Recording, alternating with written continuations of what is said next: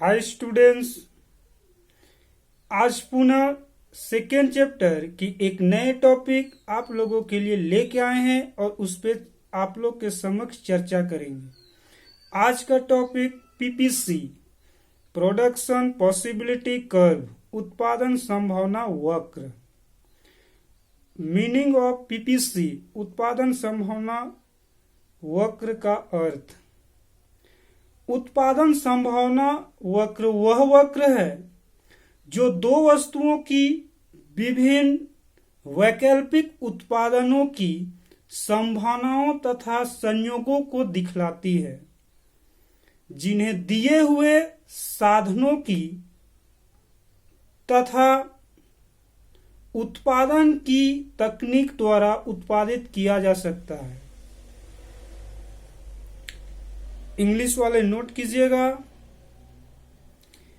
A production possibility curve is a curve which show the various alternative production possibilities और combinations of two goods which can be produced with given resources and techniques of production.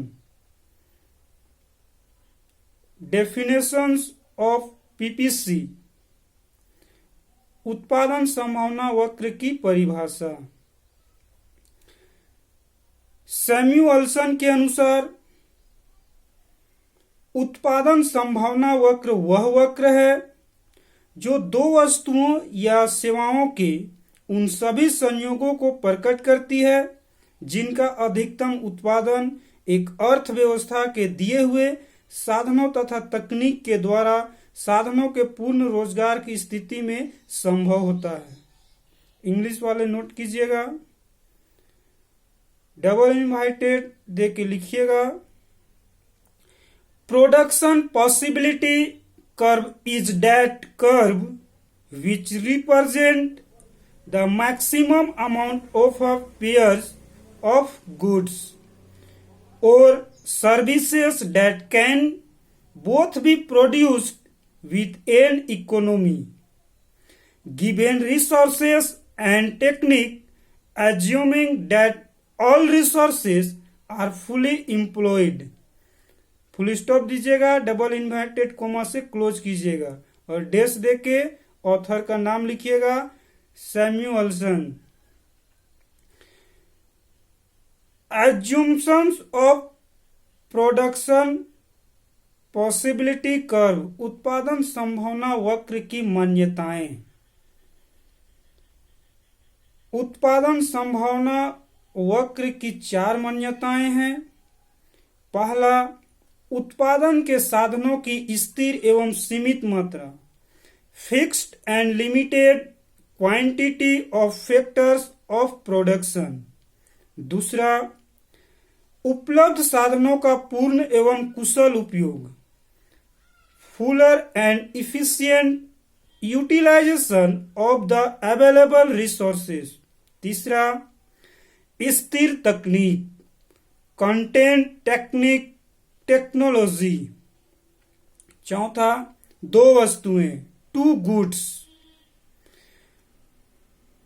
PPC के चार मान्यताओं पे individual चर्चा करेंगे। पहला, उत्पादन के साधनों की स्थिर एवं सीमित मात्रा, fixed and limited quantity of factors of production. उत्पादन के साधन सीमित हैं और वो स्थिर हैं। अर्थव्यवस्था में साधन सीमित होते हैं और उस सीमित साधन से वस्तुओं का उत्पादन किया जाता है।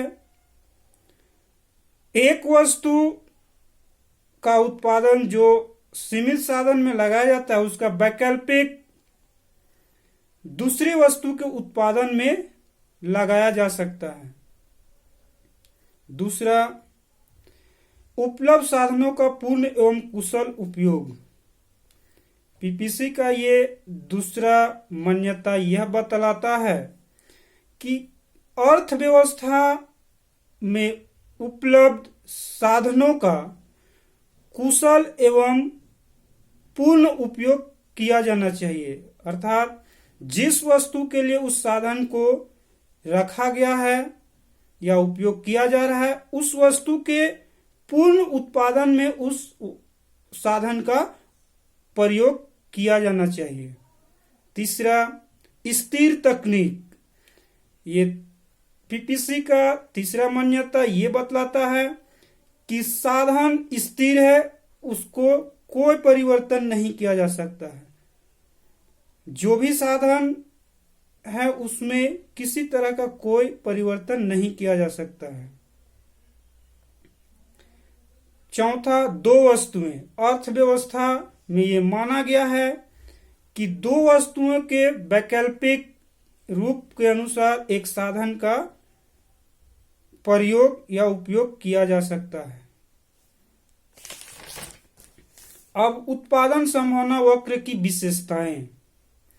Features of PPC. पीपीसी के दो विशेषताएं हैं। पहला, उत्पादन संभावना वक्र बाएं से दाएं नीचे की ओर गिरता है। Production possibility curve sloped downward from left to right. दूसरा, उत्पादन संभावना वक्र मूल बिंदु की ओर नतोदर होता है। Production possibility curve is concave to origin. उत्पादन संभावना वक्र की ये दो विशेषताएं पे हम लोग चर्चा करेंगे जब हम इन टॉपिकों को अलग अलग लेके आगे पढ़ेंगे। ये पढ़ना है, इसलिए इन विशेषताओं का हम लोग अभी डिस्कस नहीं करेंगे, आगे डिस्कस करेंगे। पीपीसी के रेखीय प्रदर्शन, ये काफी इंपॉर्टेंट है।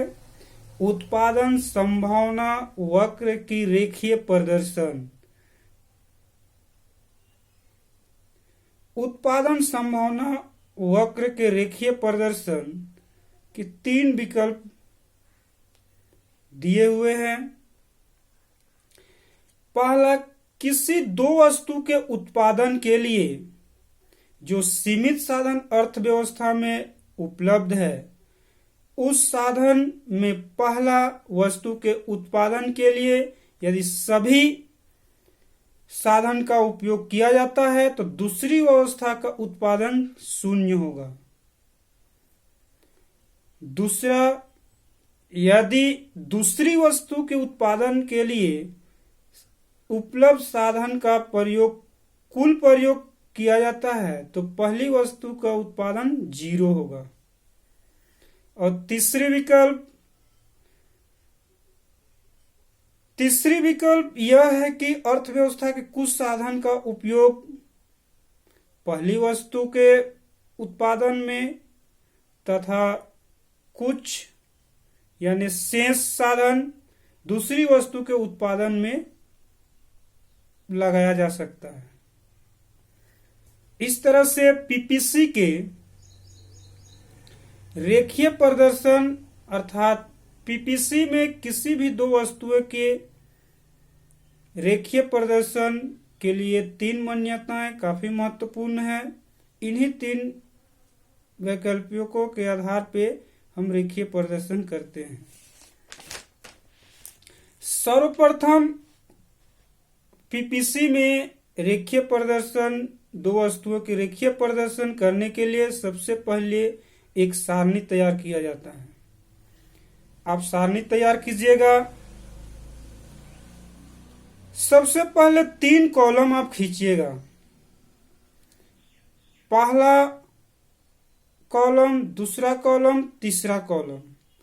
पहला कॉलम में लिखिएगा विकल्प, ऑप्शंस। दूसरा कॉलम में लिखिएगा गेहूं।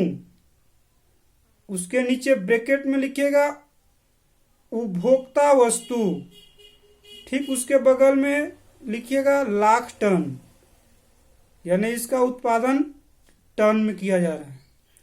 और तीसरा कॉलम में लिखिएगा मशीन, ब्रैकेट में लिखिएगा, उसके नीचे पूंजीगत वस्तु, ब्रैकेट में 1000 इकाई, यानी मशीन का जो उत्पादन होगा वो 1000 इकाई में होगा। अब पहला कॉलम में एक सीक्वेंस में ऊपर से नीचे लिखते आइएगा, A B C D E. Second column गेहूं का जो कॉलम है उसमें लिखिएगा उसी सीक्वेंस में 0 1 2 3 4। तीसरा कॉलम मशीन का कॉलम जो है उसमें उसी सीक्वेंस में 50 45 35 20 0। इस तरह से यह तैयार हो गया सारणी। अब इस सारणी के माध्यम से हमको इन दो वस्तुओं के एक रेखीय प्रदर्शन खींचना है। जैसा कि हम लोग किसी भी दो वस्तुओं की रेखीय प्रदर्शन जब करते हैं तो उसकी जो आकार होगी कैपिटल लेटर की एल जैसी। तो सबसे पहले आप एक डायग्राम ड्रॉ कीजिएगा एल के माध्यम से, यानी ऊपर से फिर दाहिने की ओर, यानी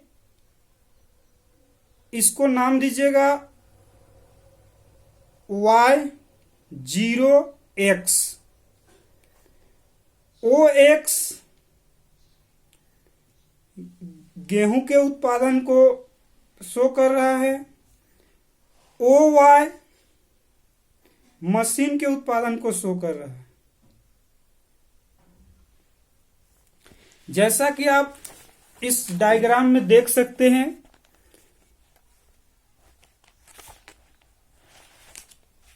आपका सारणी है। पहला विकल्प, दूसरा पहली वस्तु गेहूं और तीसरा कॉलम में दूसरी वस्तु मशीन। अब इसका जो डाटा हम लिखाए हैं वो आपको यहां दिखेगा, वो आप मैच कर लीजिए। फिर उसके नीचे देखिए डायग्राम, ये जो है एल आकार जो डायग्राम है OY मशीन को शो कर रहा है और OX गेहूं की उत्पादकता को शो कर रहा है। तो इस तरह से ये डायग्राम बनाने के बाद देखिएगा एक जो रेखा A से E तक जो गया है उसी रेखा को दो वस्तुओं का PPC कहते हैं। अर्थात इस डायग्राम में मशीन और गेहूं का उत्पादन संभावना वक्र AE होगा।